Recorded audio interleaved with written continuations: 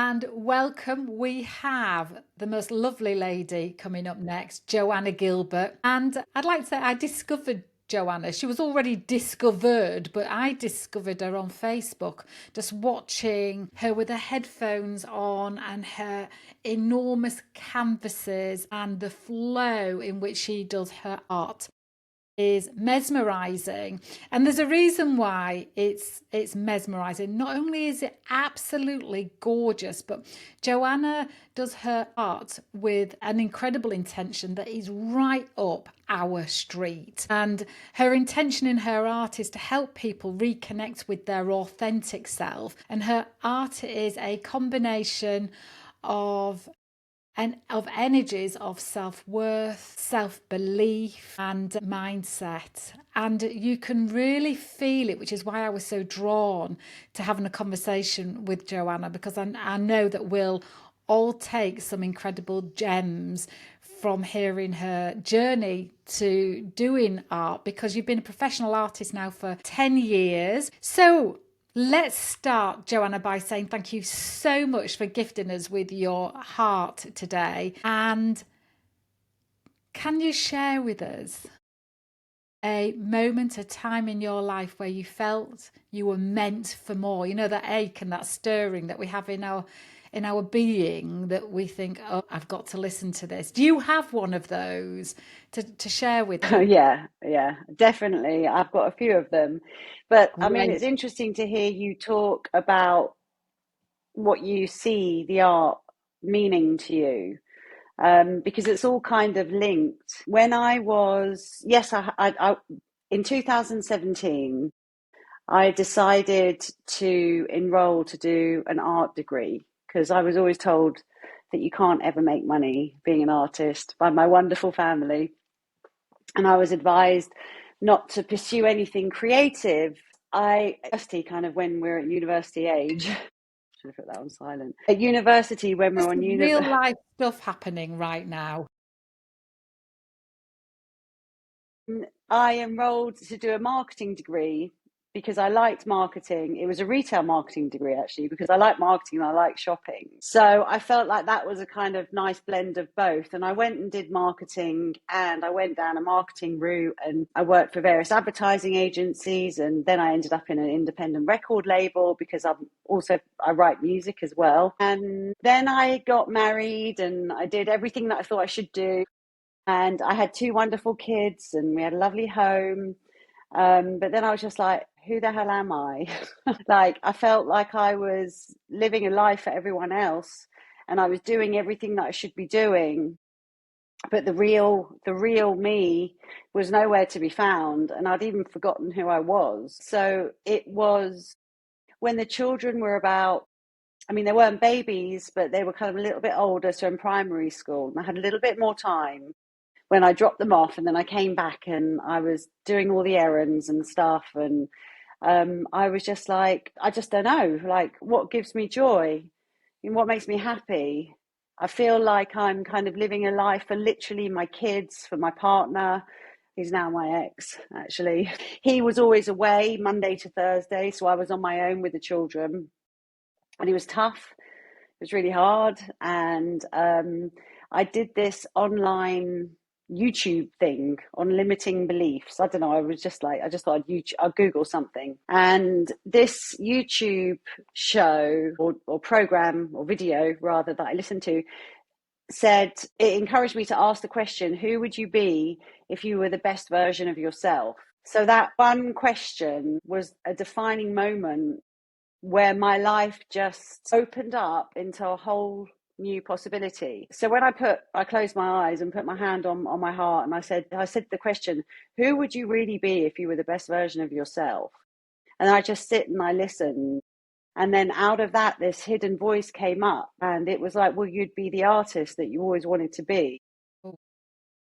So I was like, wow. So then I did enrolled in a couple of short courses at St. Martin's, which was like a really kind of like cutting edge university that I wanted to go to when I was 18, but I was told not to. And they had some short courses, and I hadn't picked up a paintbrush in well, since I was doing A level actually. So, and by this time I was a mum, I was probably in my 30s.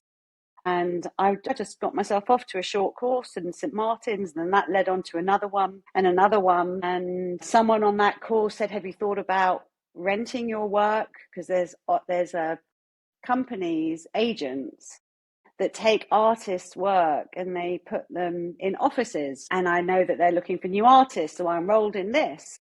And they took me on as one of their agents, and I've been with them about 14 years now. And yeah, it's just kind of like been this constant upward spiral of kind of like learning and progressing and developing and just being brave and saying, well, if I don't, I won't know. Like, if I don't try, I won't know. And yeah, so it's just kind of like gone on and on and on. But even when I was still creating art, I still didn't really know what my art was about or who I was. So I kind of felt like a fraud Can I just ask, because, yeah, when you were creating the art, why? Because it's really clear now. It's really embodied now, to me. Yeah. What's the yeah. difference in how you're being now and how you were being then? What was your purpose behind doing the art then? That was, do you know, Lisa, that's the exact, that you've hit it on the head. I didn't have a purpose. I was exploring, okay? And my inspiration came from architecture, from street art, from urban art. I saw the streets as kind of galleries and I was inspired by them. And I took a lot of photography and used that in my art. But if someone was to sit and say, "Joe, what's your art about?" I kind of felt like I was kidding myself because I didn't really paint from my heart. I was just painting, and then I kind of I found out that my husband had a massive load of debt, and I hit rock bottom because my whole world shifted. I was like, I didn't even know who I was married to anymore. And that was at the same time that I had enrolled to do a master's. So it's like everything just aligned. And at the moment when I was at my the most bottom of the bottom of the bottom that I could have ever been, like my whole life had just fallen apart. Everything I thought was true no longer made sense. And it was at that point where my art became my voice, and I empowered myself to paint from the heart, to paint energy, to paint movement. I saw life for what it was. I saw love for what it was. I saw kind of what we need as beings. And it just all kind of progressed from there. Because when you do hit these lows, you've either got a choice to wallow in self-pity and in victim mode and why me, or you do what I did after I did a bit of wallowing. I was just like, for God's sake, step up. Like, no one's going to save you, Joe. No one's coming with a golden spoon to just say, "Don't worry, here's everything you want in life." I've got 2 kids. I was a single mum. I stepped up, and I remember looking at myself in the eye in the bathroom, and I was crying as I was crying as crying. And I said, "No one's going to save me." And I just looked myself dead straight in the eye, and like my posture changed. And I was like, right, okay. And it was like this lioness just grew. And it was like, okay, you know what? The other side of fear is courage. Yeah. You just have to step over that fear. What's the worst that is going to happen? Like, you start kind of analyzing the risks, and it's like, well, I'm just going to bloody do it anyway. Let me just try. So this was where the purity of what I create now is so aligned with who I am in my core. Whereas before the masters and the rock bottom, then the time when this massive paradigm shift, I was still like on kind of like tiptoeing to where I should be. I didn't have the courage. Whereas now I'm just like, right, let's do it. Let's try. Let's see.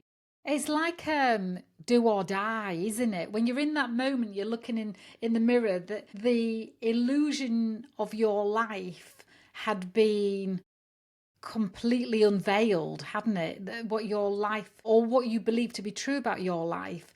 And I guess when you're Yeah. in that moment, looking at yourself in the mirror, thinking, it's down to me as to Yeah. where I tread next, where I focus next, where I survive from next, and it is a do or die. And there's a something beautiful when you, as well as scary, let's not be under any doubt that the step you took would have been incredibly scary because it's completely unknown and you need the success from it. But nonetheless, as you say, the other side of fear is courage.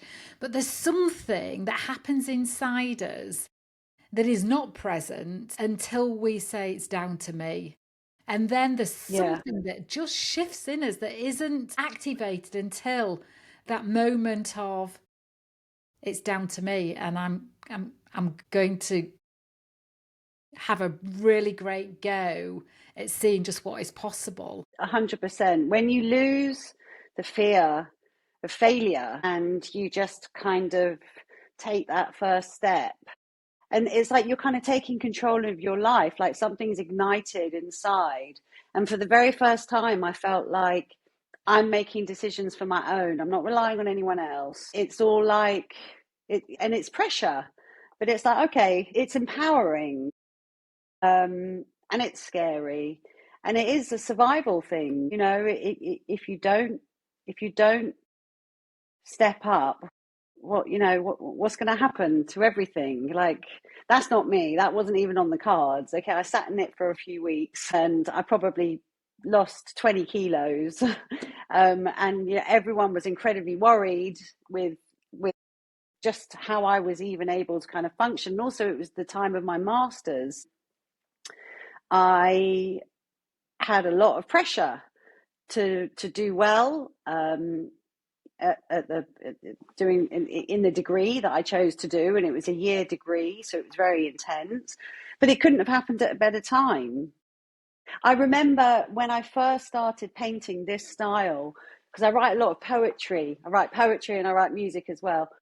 What I did was I used to journal a lot of things, and they were angry. It was like I was really letting out stuff. And I remember that I got a bed sheet, like an actual bed sheet, and I staple gunned it to the wall in the studio at uni. And I collaborated with another friend of mine who I'd made on the course, and we were both like writing words on this bed sheet, and I was writing parts of my journal and she was writing parts of her thinking, and we were just kind of and we time lapsed it on a video, and it was so cathartic just to kind of like get stuff out and then paint over it, so you can write the words out and then you can paint on top of it. And there was a process that I really enjoyed doing. That I don't write anything on under my canvases now because I'm feel like I'm on the other side of the struggle.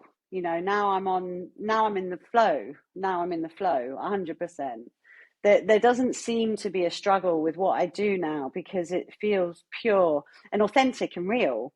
And this is why I'm so passionate about what I do, because so many other women, mums, they're not remembering who they are Mm, because we put ourselves aside to be a mum, right? And that's okay, but we can't ever forget who we are. And I don't think I'm just speaking for myself. I think it's a very relatable thing.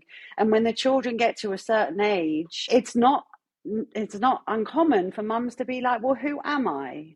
Where have yes. I gone? Like, what do I even like? What do I enjoy doing? And it feels like we're selfish if we choose to do stuff for us. But I want to break that down, because you're going to be a better mum if you are filling your own cup first. And then when your cup's full, it'll overflow, rather than doing it the other way and just kind of fill everyone else's cup. So you've got like a tiny little drop, you're going to burn out and it's just going to be horrendous. So this is a big part of the message that I like to share as well. There's so many things I just want to, I guess, reflect back, because this is, and your expression of it, I feel like you live everything in every fiber, every cell of your being, which goes back to your authentic message.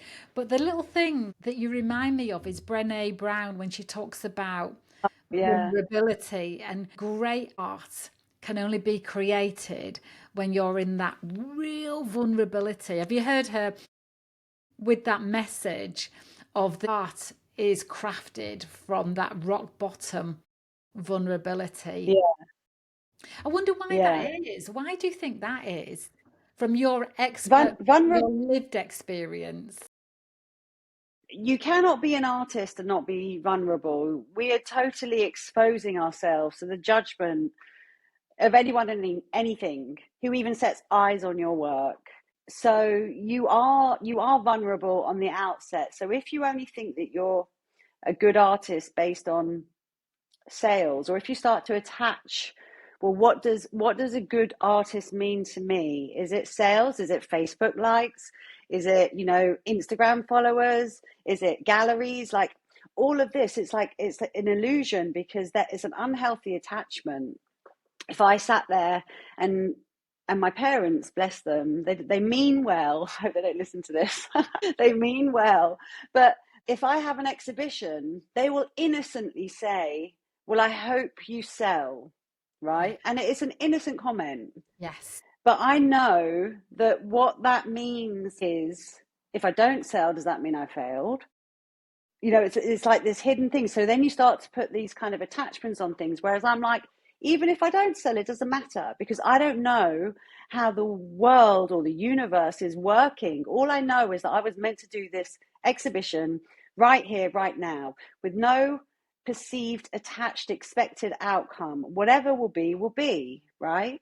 Because we don't know how the universe works underneath what we can see. So if you walk around with this eye for opportunity, but not for success by how success is determined, i.e., like traditionally in society, by kind of income and sales and number of followers and all of these statistics. If you can just push all of that aside and just stay true to what you are as an artist, then that's vulnerability in its purest form, because you don't care what anyone else really thinks. It's about you just sharing a message and knowing that it's going to land where it needs to land. And that's my job done. If I can bring one person joy through them looking at my art, then I've succeeded in what I wanted to do. And that's not a metric that you can measure in terms of profit, loss, branding, marketing. You may ever find out about. You didn't know. Yeah, you may not. You didn't know how much I loved your videos. You putting your headphones on and just Yeah. that movement in it, and me sitting and looking in wonder, thinking, I want to watch a longer video of this. You didn't know that. You didn't know that it then inspired me to get a canvas out, and I cannot paint. And, Well and done. have a go at troweling some stuff on. You had no idea of the success that you achieved in my appreciation for you, how you do what you do, and what the outcome turns out to be. And there'll be Wow, no, thousands, that if means the not world to me. millions. Yeah, yeah, and so I felt like I knew you when I reached out to you, because I didn't know you, but I knew there was more to you than one might see of an artist. And there's probably more to many artists than we see of them. But there Yeah. was something that I related to about you, and I knew nothing about you. But I trusted when I reached out and left you a voice note. I thought, Joanna will have a flipping Scooby clue who I am.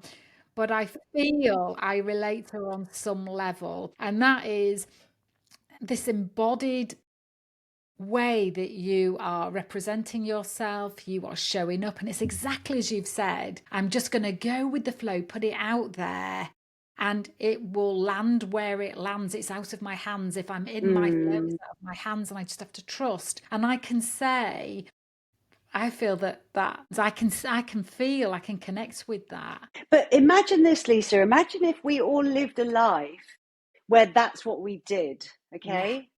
What a more beautiful world would it be?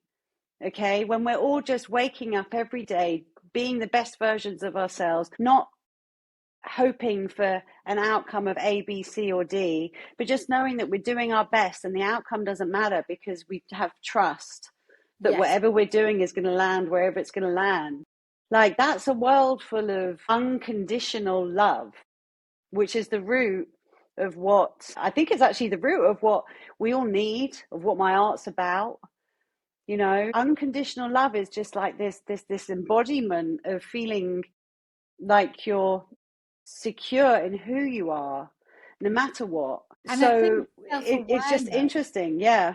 I think self-awareness is, and self-knowledge and knowing yourself and understanding yourself has to be the foundation of trusting yourself, doesn't it, to some extent? Because I think I see a lot of people that are out of alignment with self-trust because they don't see themselves as they are. They don't Yeah. know themselves deeply, which is where my work comes in helping them see themselves as they are, not worse, not better, but just as they are, and trusting themselves.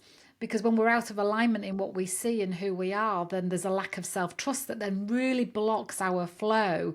And have you got any examples of that when you've been doing your work where something's been out of alignment and it's just been reflected on the canvas? One of the first questions I think you asked, and going back to that moment in the mirror, that was when I first started trusting myself. Before I did the masters, and I said I felt like a bit of an artist who was a fraud because I couldn't speak to you what my art was about, not from the heart. So this moment when you start to trust yourself and believe in yourself and just think, you know what, I can do this.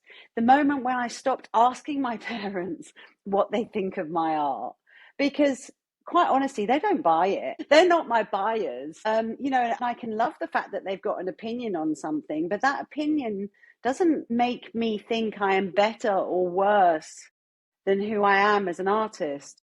Because when you're sure of who you are and when you are being vulnerable and when you kind of don't almost care what that attachment outcome is, it just doesn't matter. Mm. You're just alive, you've got belief, you've got trust. Yeah, so when you have this moment of trust and belief in yourself, then I just think that is really where the magic happens. And it's like we're light workers, we're all sharing our own power, our own light. And the world needs more light. Doesn't it? Yeah, the world needs more light. And the more that we can do to share the light in the world and raise everyone's joy, then this is our work done. I mean, you're doing the same thing with what you're doing, you know? Absolutely. And it was a similar situation that got me onto my path.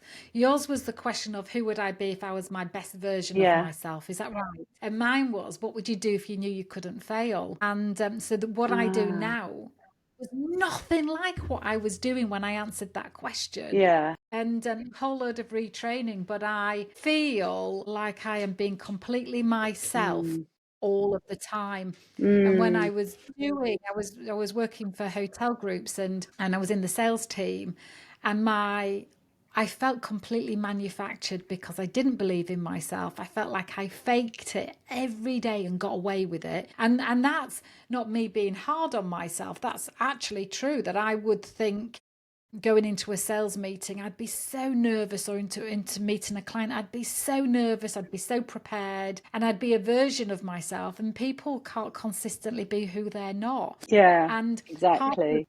part of what you say is your art is a message of mental wellness. Yeah, And there's so much needed around mental wellness. And I think it comes, I'm not saying this is all of the answer, but with self acceptance.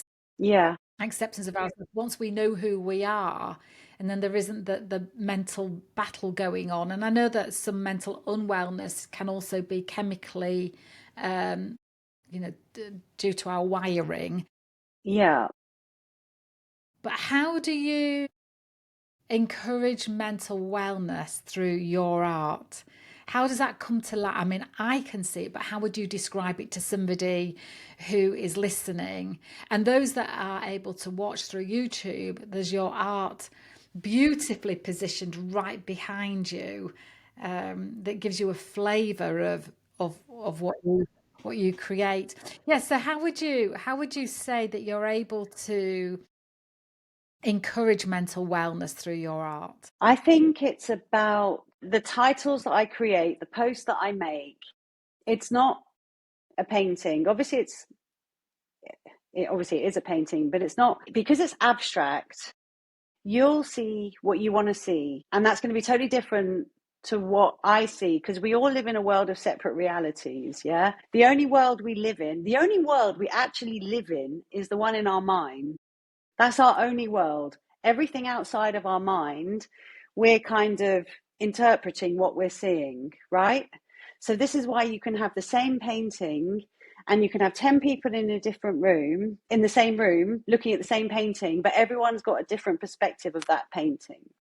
So because of the like self-development and learning and understanding that I've got of kind of how the mind works and how we fit into this world that's got a bigger intelligence than who we are, and how we're a part of something just way bigger, there's just understanding of sharing a message and knowing that it's just going to reach and connect and resonate with the right people. And also, I'm not scared to share my story, because people can relate to it. And if people hear a bit about something and they can see that someone's actually openly talking about some stuff that's quite hard to talk about. We're quite private in general, you know, as British people. So, you know, when you've got someone who's a single mum, who's an artist, who's earning a living off something in the creative world, who's had an ex that basically threw her under the you know what, with a whole load of debt, the whole world fell apart.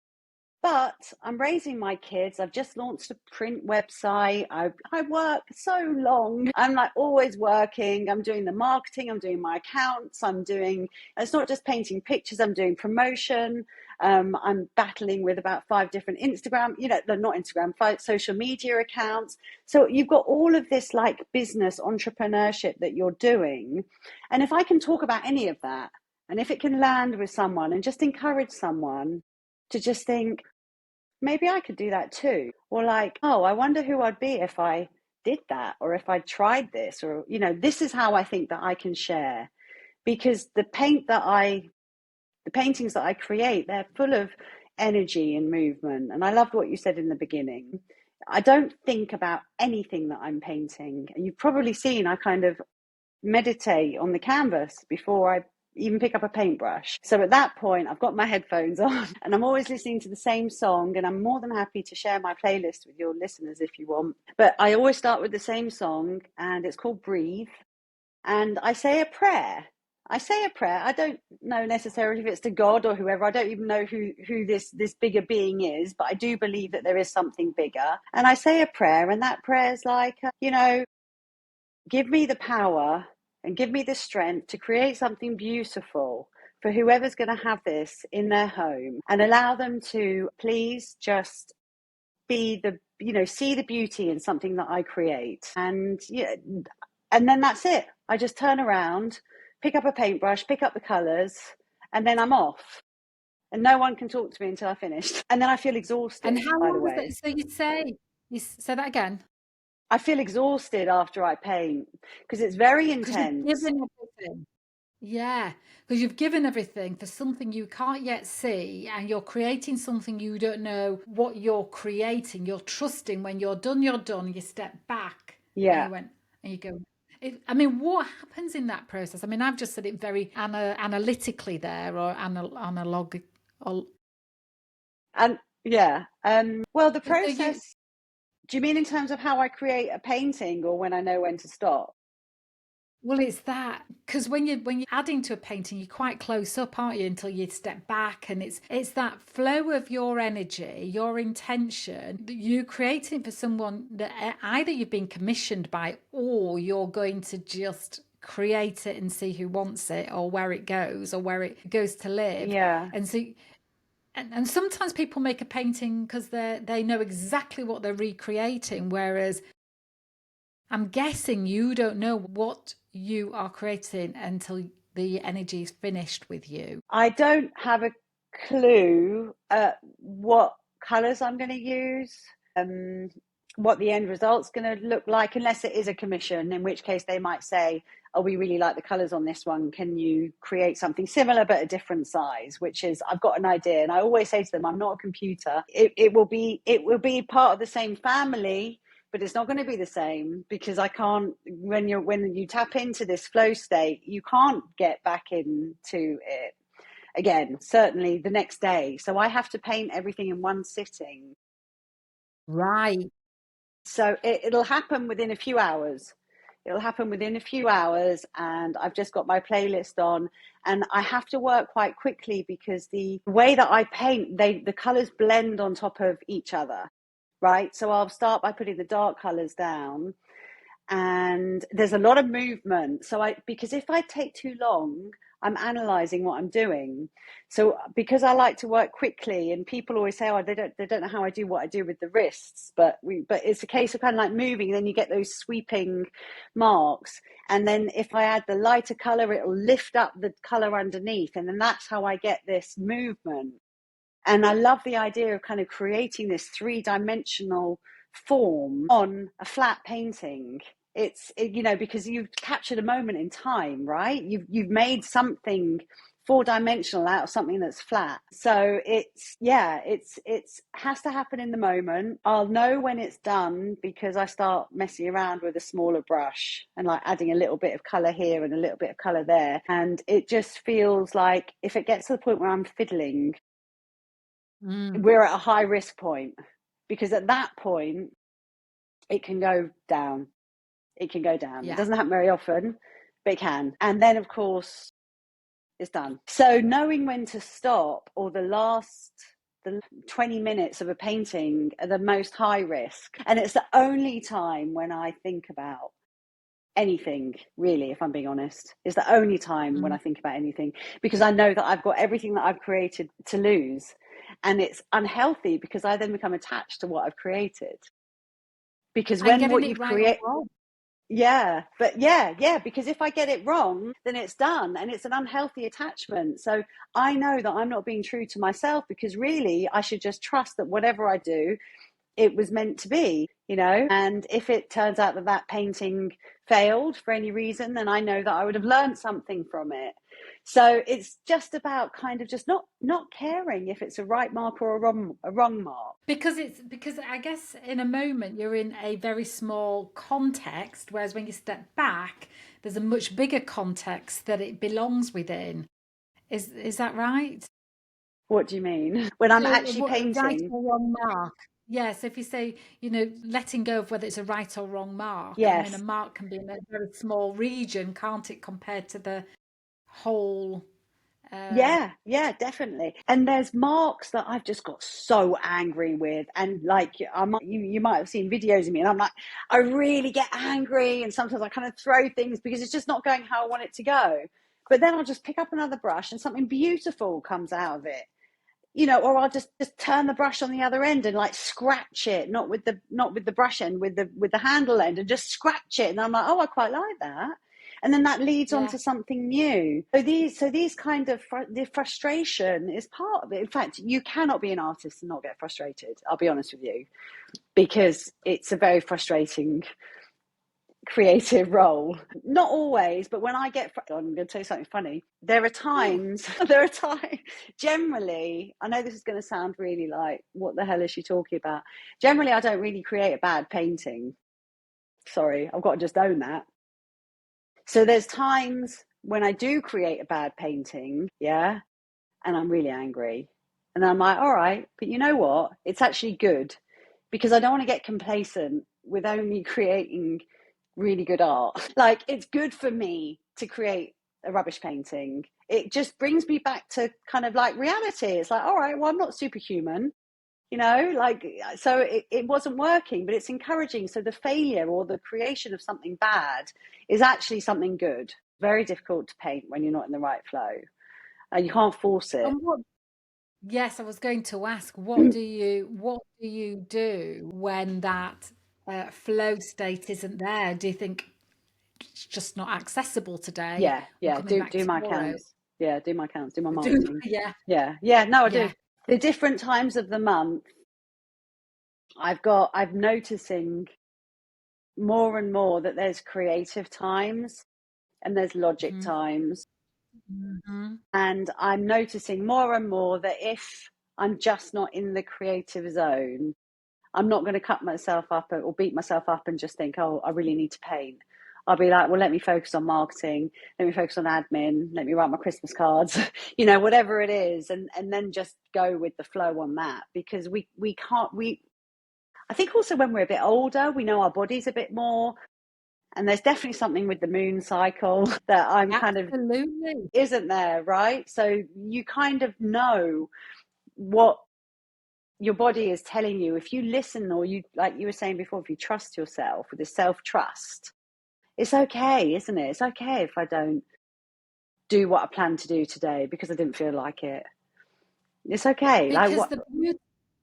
the beauty of your work is that flows through you Yes. as like a vessel. And so with that comes the humanness as well. And with that comes the Yeah. days when we are jarring with the flow.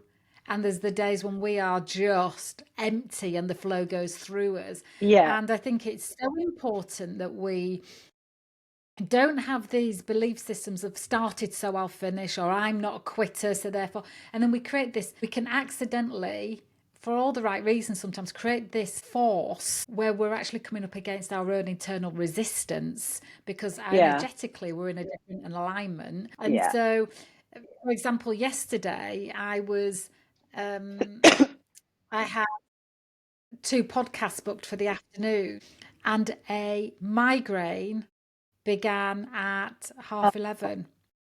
And I thought I could push through. And I thought, but what version of me is somebody having? Because if I'm pushing through something, I'm irritable, I haven't got the capacity to say what I want to say once, never mind twice, I'll be understood. I yeah. can be frustrated. So I had to just cancel. But it feels flaky, doesn't it? We're in a world where we kind of think that we've got to, soldier on. Interestingly, the No, word soldier. And actually, no, we don't. We don't no, have we to do don't. any of that. And And telling that's the that, even permission I telling think that we is give going to people. inspire others. Sorry, go on. Yeah. Well, I was just going to say, I think that's the permission you give people with this Yes. authentic, inviting people to be authentic. What is in that authenticity? Is it vulnerability, rawness, great flow, or is there some resistance? And what if you're being authentic to the resistance, how would you be being right now? And what situation would you take yourself out of? What situation would you put yourself into? And so you must, as an artist, and the way that you connect with yourself and the universe, be super tuned in to what flow you're in. Mm, And how do you, when you know you're not in the flow, mm. and you've got a deadline on something, somebody's commissioned you, how do you manage your expectation on yourself when you're in that kind of almost commercial and artist state? It's so I had a commission, I can't name drop. I had a commission for Harrods. They commissioned me to do 6 paintings for their VIP level, where people like us probably wouldn't go and shop, but the private shoppers go upstairs and they have this floor that's got kind of a bar and all sorts of things. So I did 6 paintings for them. Now I knew that I had 6 weeks to do it. So the first kind of few weeks, I was like, oh yeah, it's ages away. And then we got to the last few weeks, and I'm like, oh, okay. Now I really need to start thinking about it. But it was difficult because I wasn't in the zone. I wasn't in the zone. So I'm like, yeah, just knowing that I'm still not in the zone and it's still okay. And then I started thinking quite practically, thinking, well, look, 6 paintings, this is how long it's going to take me to do each one. This is how many I think I can do in a week, these kind of things. And then I started kind of calculating a little bit, and I was like, right, I'm going to start. And then it was like a Friday, and I'm thinking, no, it doesn't make sense to do it on a Friday because then I'll want to continue and I'll break the flow. So it felt like I was leaving it last minute, but actually what I was doing was just listening, because I want to create the best work that I can create for them. I can't force it. Like you couldn't do the interview if you had a migraine. Of course you can't. So yeah, trusting yourself and listening to yourself and being in tune, 100%. That's what we all need to do. Forget what Mm. society tells us to do. Yeah, and I think what would your message be then to people who might be thinking, well, it's all right for you, Joanna, and they've got this, they're answering this question, who would I be if I was the best version of myself? What would I be doing? And they've got their answer, but they have some doubt about whether now is the right time, whether some belief systems, that we inherit from our parents. Make money out of this, it's very difficult, you'll be struggling, you need to get another job, all those kind of risk commentary that Yeah. goes on in their mind. What would your response be to that? Yeah, look, That you must enjoy yourself. it's overwhelming. It's overwhelming. I had three jobs. You know, I was like moonlighting with my art business. I had a part-time job. I had started a kind of a side hustle, which didn't go very well. I was working literally 16, 18 hours a day between all the different jobs. This isn't an overnight thing, okay? Yeah. I'm passionate about what I do. I don't mind working till 11 o'clock at night. I don't. Like if you tap into something that you want to do, you're not working. You're just on a mission. You're at service. I'm at service, yeah, to the bigger community to create something. So if I feel inspired and empowered and motivated, then it's not work. But to get to this point was a lot of work and a lot of tears Yeah. and a lot of struggle. And my sister-in-law is just she's written a children's book, and she's like, she's got a day job, and I was kind of saying to her, you know, you need to work at night as well. She's like, yeah, I've got the kids and this and that, and I'm like, yeah, you still need to put the work in at night after the kids gone to bed. You've got to do it. Either you've got it in you or you don't, right? So you need to Absolutely. choose which person of yourself do you want to be. Yeah, and what would your future self thank you for? Because nothing is going to of great value, liberation, purpose is going to happen accidentally Hmm. and without being really disciplined with what we need to sacrifice in order to create the space to bring this Yeah. amazing idea to life. It's like you say, a great athlete will train and train and train and train. And when they're not training, they're visualizing, visualizing, visualizing, visualizing. They're Yeah. sharpening their mind and their body at the same time. And then there are things that they abstain from in order to be at their best that they can be, but expecting it to happen without creating space or having some sacrifices that Yeah. ultimately the benefit far outweighs the sacrifice eventually. But I guess it's that you can expect flow, but don't expect it to be easy.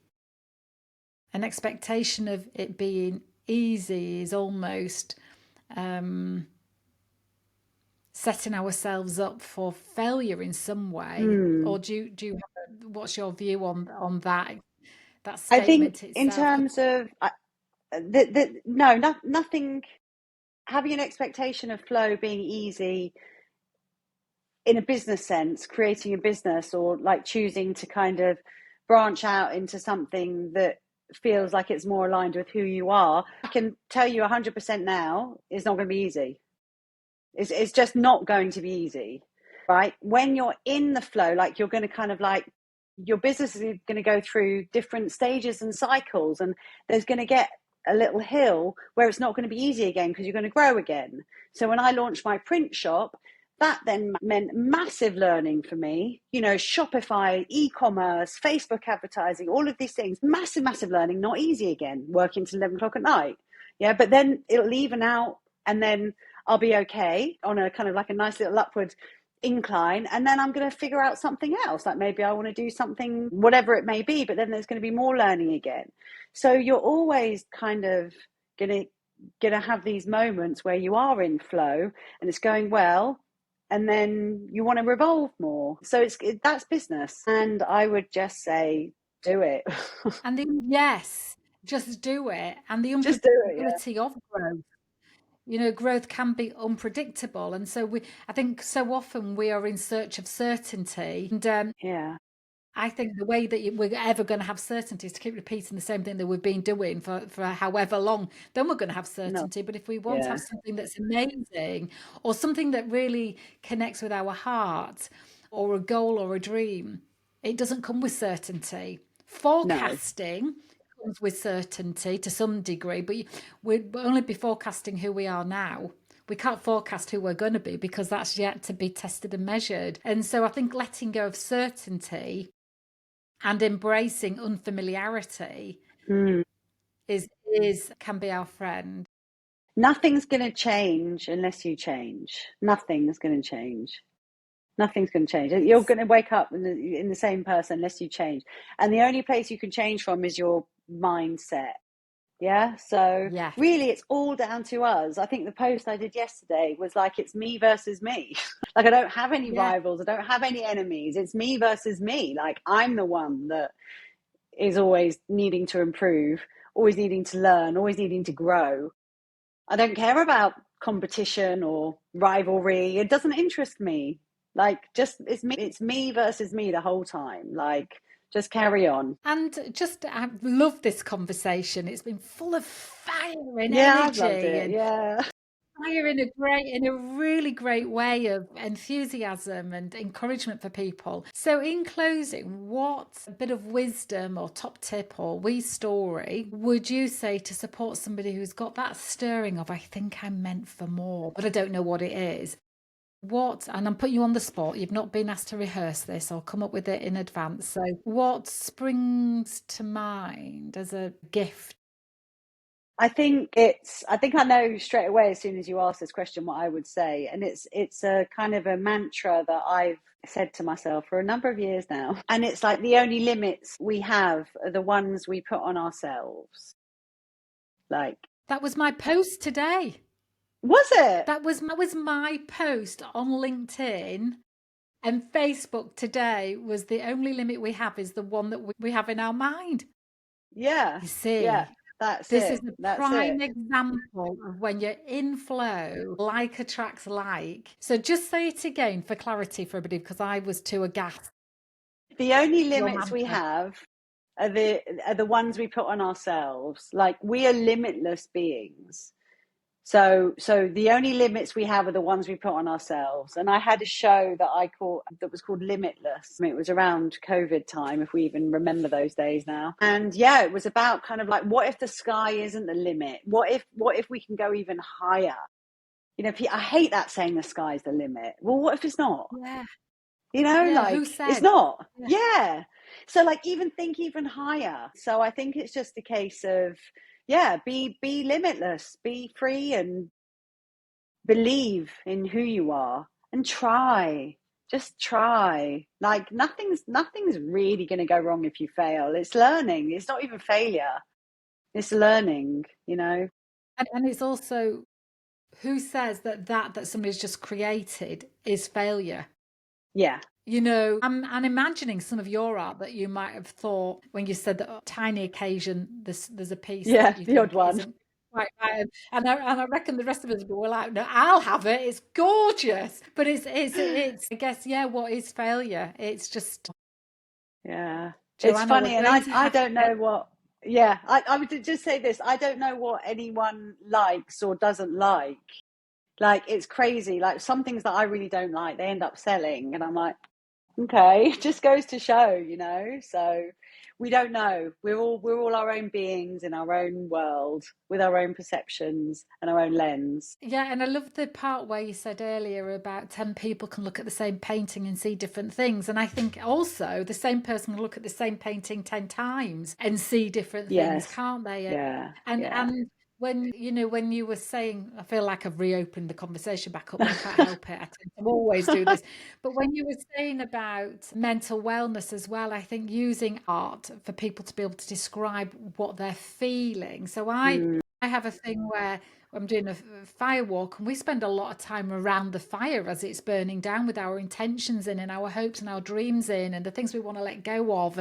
But I get people to look at the fire and say, what reflection of yourself do you see in the fire? wow. And then there are so many different things that people see. Like, somebody Wow. might say, I see vulnerability, and somebody else might say, I see ferocious tenacity.